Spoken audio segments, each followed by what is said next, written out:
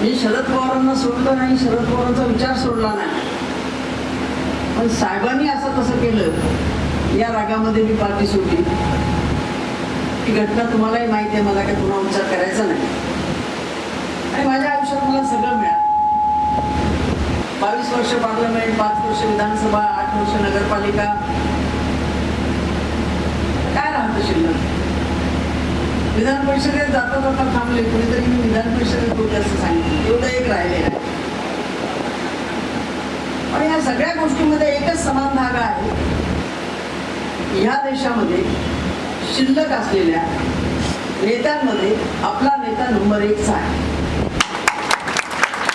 हा माणूस 84 वर्षाचा आहे असं सांगावं सुद्धा वाटत नाही आम्हाला. 84 वर्षामध्ये आजही साहेब विदर्भामध्ये जी कापसाची त्यांनी हे काढली होती दिंडी, तितक्या वेगाने फिरतायत.